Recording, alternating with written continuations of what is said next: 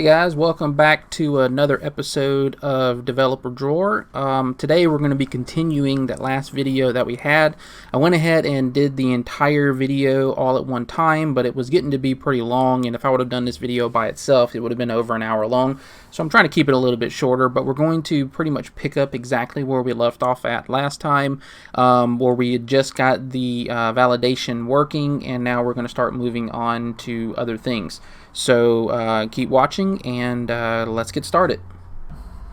Alright, so let's move on to, we have the validation that we want, we have the masking that we want, we have the data table being pulled through Ajax. So let's go ahead and close this. And while we're at it, we already know that the update record works. So let's go to create, and if we go to insert, it shows the same thing. So good, we know that everything works so far the way that we want it to. So we don't need our script up anymore for the initialize. Let's get rid of our route because that's going to be the only time we use that. Let's keep those open for now, but I want to open up the functions. And realistically, we don't really need any of the echoes that are here. So we don't want to display them as an echo. What I want to do is I want it to, instead of coming up here, if you hit update and update record, it says no rows updated. What I want it to actually do is display a like a little toast or a message or something like that that's going to go at the top to let us know what's been updated and what hasn't been updated. So instead of echoing out these as rows, I'm going to come up here and I'm going to pass a session variable. So we're going to do session start, and inside, now that we have a session started whenever the page is being loaded, we want to create like this one, for example. If this if it doesn't equal any rows, we're going to have it say that there's currently no records in the database, and we're going to do that by creating a session variable, and we're going to name it message, and then we're going to check for that message. So the way that I like to do this is to store it in a session, because you're not necessarily always redirecting to the same page that you were on, so you can't just echo it out. Storing it in a session and then killing that session afterwards kind of helps with the transitional phase where you can go from page to page and still be able to display a successful message if you need to. So we're going to pass it as an array, and in this array we're going to do type, and this is just going to pass the class. So this one is an error, so we're going to do type danger, because that's what Bootstrap would expect for their message box. And then we're going to pass the message to whatever you want it to say. I'm going to put there are currently no records in the database. So whenever this is loaded for the first time, it'll show that there's no records in the database. But we have it in the if statement now, and we're going to, if it doesn't work, if there's no rows, it's going to display the message. Otherwise, it's going to pass the while loop that we currently have. Now, we can see this one by deleting all of the records that we have on here, but I don't want to do those yet, because then that'll mess up our welcome John Doe, because we're passing an ID of 1. If we delete this, then John Doe will be gone, and then I'll have to go in there and update this code again, which I'm not going to do right now, but let's just assume that it works, and we'll be able to verify that whenever we go to do the update part. So on our update, let's go ahead and get rid of this select single, because we don't want it to be displaying that just in case this top part up here breaks. So we don't need to display anything for that right now. So let's go down to our update function.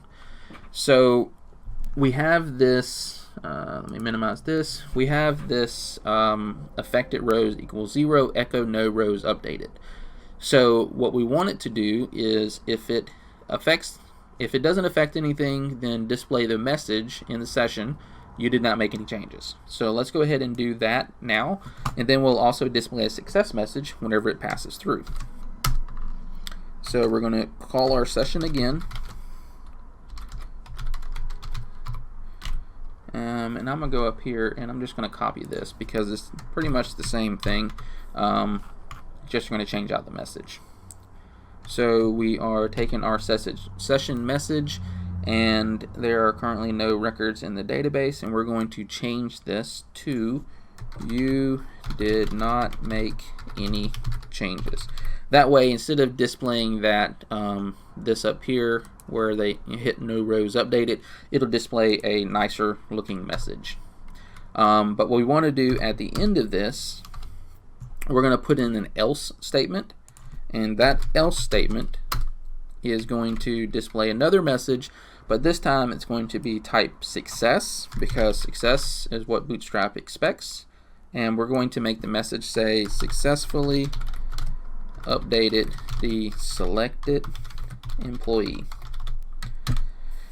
Okay, so let's close out our if statement. Now, so we have this message that's going to be stored as a session, which is great, but how do we display it? So what I want to do is inside of our header.php, since the header.php is used on all of our pages, we're going to add a new section up here, and it's going to check for that variable. So PHP if is set, and it's basically just going to be checking to see if our session the message is set. If it's not, then it's just not going to do anything. So if it is set, it's just going to show the message. And then we're going to add in some HTML from Bootstrap. So if we go to Bootstrap, Bootstrap 4, let's see, go here, go to our documentation, and if we look at the content or the components, we have a section over here called alerts. We're just going to display it as an alert, but you can also look down. They have it where you can display it as a toast, so it pops up in the top, but we're just going to make it simple so it displays it as an alert at the top of the page. And essentially what you need to do is just copy this text and paste it in where you want it to go at. So I'm going to write it out just so I can make sure that I do it correctly, but you can copy and paste it. So div class alert, and then alert, alert. This is where it's going to echo out that session type. So danger would make it red, whereas success would make it green. So we're passing that variable. So we're going to do PHP echo session message, and it is an array of message. So we're going to pass the type variable, which is declared here. So type danger success. So we're going to be passing that type variable, and as per Bootstrap's information here, we are going to be adding in the role and all this other kind of stuff. So let's go ahead and add that in while we're here. So role equals alert, and then inside of this alert we're going to echo out the message.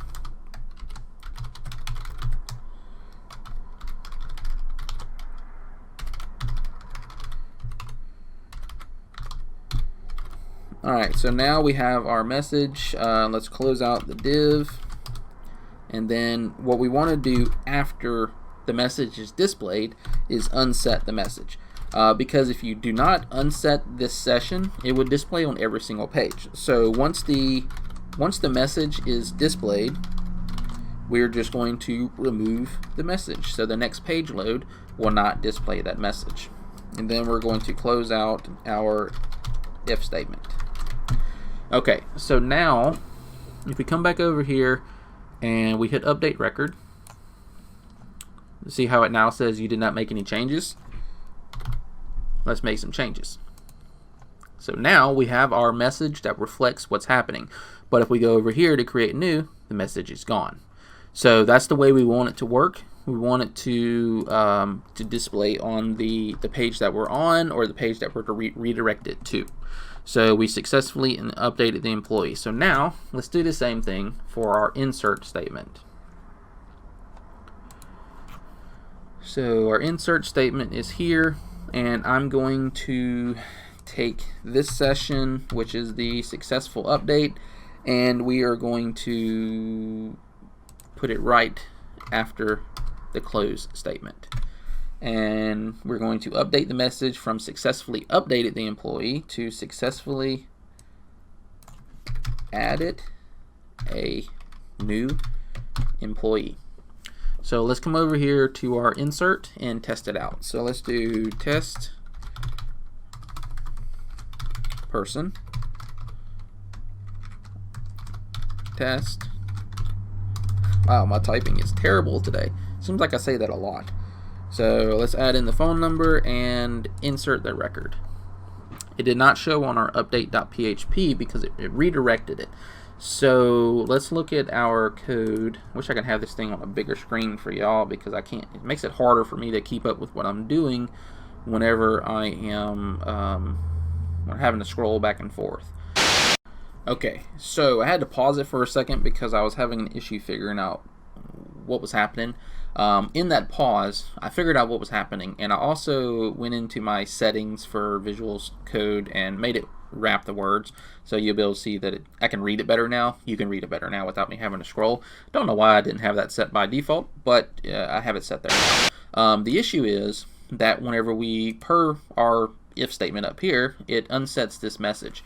So what's happening is whenever we add a new employee, it's redirecting you to this update.php, and then it's running through the script and it's trying to hit that session that's being stored, and then it's redirecting you after it's clearing out that session. So what we want to do here is, since it's going away from this page, we need to add exit here so it exits out of the code after it does the redirect, so it doesn't try to continue processing what's happening.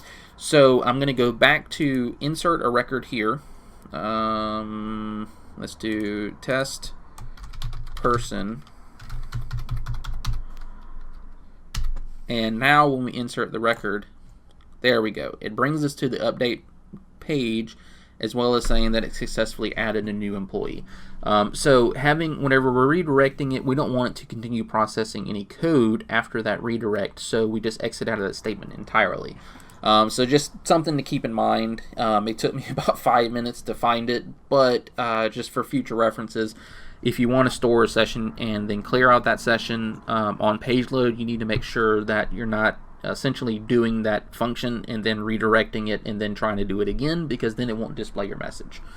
Okay, so we have our successfully added a new employee message. We have the message for updating an employee.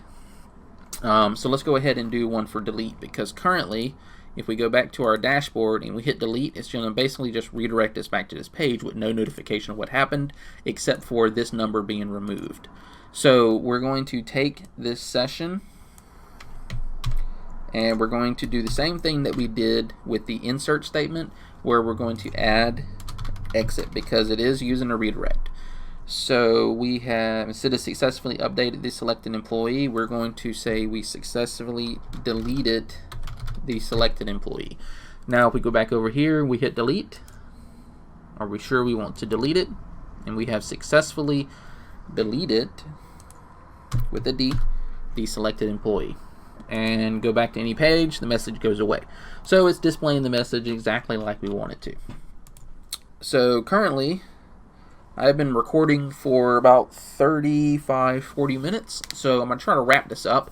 But before I wrap it up, I want to kind of walk y'all through the Bootstrap functionality a little bit more to kind of make it pretty. Because right now, this to me, it's simple, but it's not pretty. We're going to add in some custom styling to our entire project. But the first thing I want to do is, inside of our header file, I want to add a card, which is Bootstrap's way of saying we want it to be inside of a different a div. That's kind of like it looks like a card, like a modal window, but without the modal part. So we're going to add in div class card, and then we're going to add in div class card body. So we don't want this to be contained inside of itself. We want it to wrap the entire project. So we have our header, and we're going to also add it to our footer. Nope, our footer. Yeah, so we're going to add it to our footer scripts because these are called right before the body happens. So we're going to put in our closing div for the card body and our closing div for the card itself. Now if we refresh the screen, you kind of see that it adds like a little box around it. It's not exactly visible right now, but this is where some of that custom styling that I'm talking about is going to come into. So inside of our style.css, we're going to add some classes in here. So we have this, but let's add another section called customizations. One thing that I really don't like, that's a personal preference of mine, is the hover, where you have the line that comes underneath your hover links. So I like to remove that and then to change the color of them. But for right now, we're going to we're going to remove it and then add it where maybe it just turns black on hover. So we need to make it make a default color.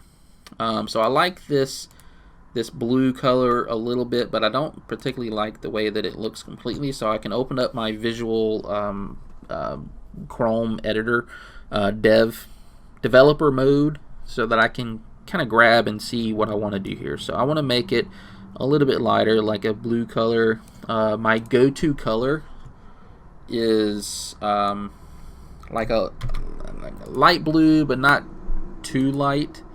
So let's say we want to go here, and this is the blue that I would like to use. So it's a little bit light. You can kind of see the difference between the update and the delete. So let's go ahead and get that color picked. Okay, good. So I'm going to take that color and I'm going to paste it into here so that I can customize my link colors. And again, this is all personal preference, so you don't have to do it, but I'm just trying to show you a little bit of ways that you can customize the Bootstrap layout. So I'm also going to add a effect for the hover, focus, and active. So we're going to do text decoration none, just because I don't like the line underneath it. And then I'm also going to make it where you need to have a differentiator that tells when they're hovering over a link. So since we're removing that line, I'm going to change the color to our base color, which is that 333. Also, in order to make this card stand out a little bit, I'm going to add a background color, which is going to be an off-white. So I'm going to do F8 so that it has kind of like a whitish color, but not really. And then I'm going to add a padding around it, which is 2 rem, which is going to be this 18 pixels times 2. So now you should be able to see the card in the way that we want it to be displayed. Hard refresh. And now you see it looks a little bit better. It's enclosed inside of an area, and that's kind of the way we want it to work. So let's go in and also customize how some of the buttons look. So this, I don't really necessarily like the rounded corners on the buttons. I'm kind of an old school guy and I like the flat design. So I'm going to come in here, and the class that we're using for all of our buttons is btn, and we're going to do border radius 0, which will remove the border radius, the circle part of the button. And then I'm also going to just take off the border completely, so we don't have to worry about changing the color of the border as well as the background every time we want to modify these button colors. Then I'm also going to make the font weight be bold so that they stand out a little bit. So we're using btn primary as our button of choice. So we're going to come in here and set a btn primary, and the background color of it, I want to make it the same as my link colors. So background color, and then I'm going to come up here and copy this and make this background of the buttons be the same color as my links. So now if we come over here and refresh this, it's no longer rounded. It has that same color as our links button, so you can kind of tell that it's a little bit different. Also, for our form controls, you can see that they also have the rounded corners. They don't really match too well with our square buttons, so we're going to come in here and we'll use the form control and we're going to do the same thing that we did with the button with the border radius, making it 0. Alright, so now that'll give us square boxes, square button for all of the pages. Now if we go back over here, we want to kind of style this a little bit better than it's currently being styled, because none of our text boxes use this inset border. So we're going to come in here and let's right click on it, and if we click on this, you can see that they have a there's a default styling for it. So we're just going to modify this style a little bit better. So we're going to be using the data tables underscore wrapper, data tables underscore filter input. So this is all we're going to need from this for right now. And we're just going to add it to our style sheet. And then we also want, there's a select box over here that uses a different style than what our text boxes are. So we're also going to do make all of the select boxes the same way.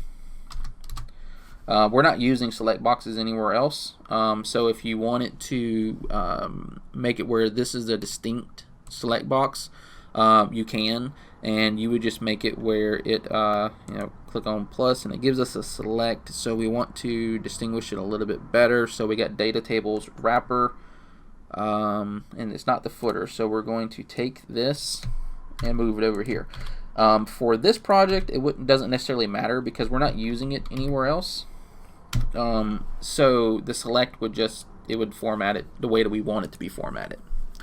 Alright, so what I want to do is change the border of this input box right here to match what we have on our regular boxes. So I'm going to come over here, and I'm essentially just going to take what we have in this form control, and we are going to copy and paste it into this window.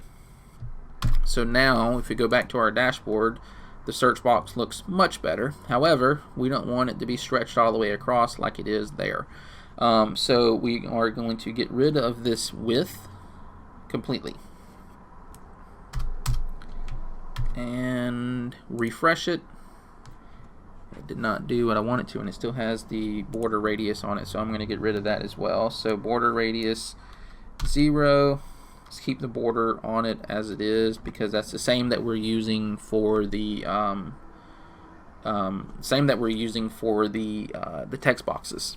Let's go ahead and get rid of this height because we don't need that, because that's going to be defined inside of this the padding that we have, and we're also going to get rid of the display block, which will make it the way it no longer forces it to wrap down. So I think that's all the customizations we would need to get it to do what we want it to do. So now this looks like our text boxes. So we're customizing it a little bit in order to make it work with Bootstrap a little bit better. Also, another change I want to do is whenever you go to update the form, I want to have our labels be just a little bit different. So we're going to set a label, and we're going to set the color, just do like a light black, but not completely black. So let's do 595959. All right, so it's kind of a grayish color off black, and then we're also going to make the font style italic. All right, so now if we go to refresh this, you'll see that it's a little bit different here.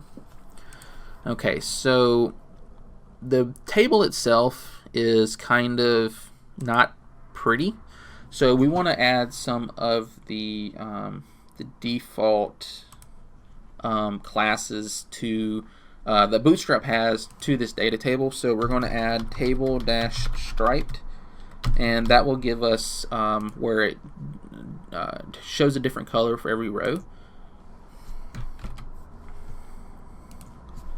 And I need to spell table right. Table striped. There we go. So now it shows a different color. But I also want to kind of give it a little bit more distinction. So we're going to go back into our styles.css, and at the very bottom we're going to add in a few more things that's going to customize this table for us. So first thing I want to do is type in table.data table with a capital T, and we're going to add a border around it. And I'm just going to do D6 so it'll match the body background color. Okay, so the next thing I want to do is, there's going to be an issue when we go to add a border around our data table. The even rows have a white background on them, and because of this, it is going to cause it to not show the border on the left and the right. So what we're going to do is add a table-striped t-body tr, and then we're going to do the nth of type even. That way every even row it's just not going to have that background color, because we're currently using a white background color for our body or for our card, so it shouldn't matter. So we're just going to do background color transparent with an important tag to make sure that it's seen. And then we're going to do, the next one is we're going to add some padding to the table. So we got data table t body, and we're going to do it to the headers as well as the individual rows, columns on the t body. And then we're going to add a padding of 1 rem, and let's save that and see what that does to it. So Control F5, do a hard refresh, and stripe, it's not spelled correctly. Striped. Yeah, striped is what we called it. Alright, there we go. There we go. So now it's presenting the border on the left and the right for each one of them. Where you seen the issue where it wasn't showing it for the whole thing. It was whitening it out right here. But that's cool. We got that fixed. So there's another thing I want to do with this navigation up here. It's a little too close for comfort. So I'm going to come over here and nav ULLI padding 1 rem 0.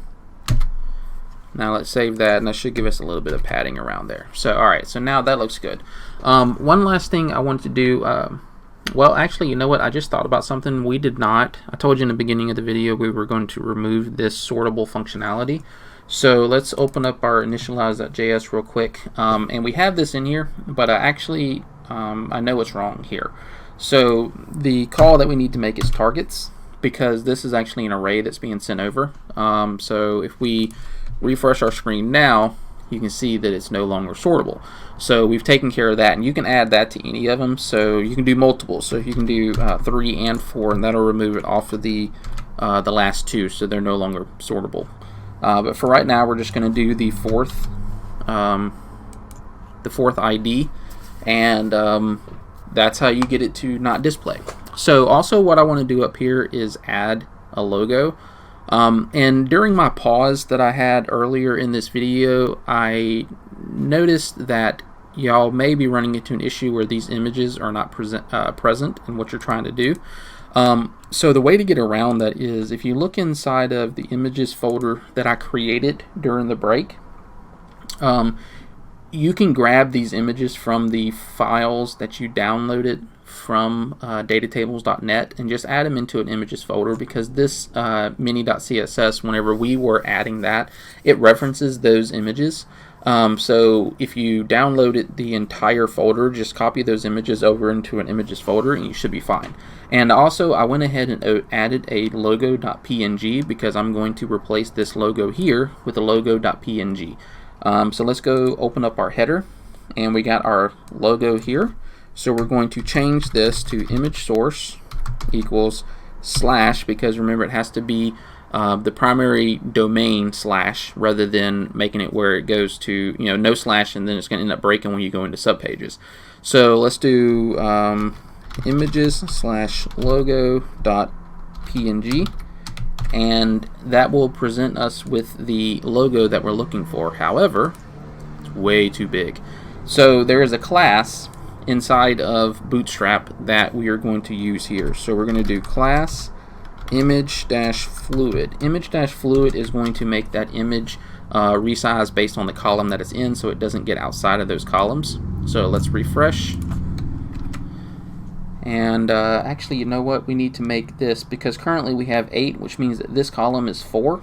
So let's change this to like 11, because we want to have a small logo over here for now. There we go. So now we got a small logo. We have the dashboard, create new, update, and delete. And just to kind of show you the next where it's going to change colors for the next row, let's create another one called test user with a phone number, and insert that record.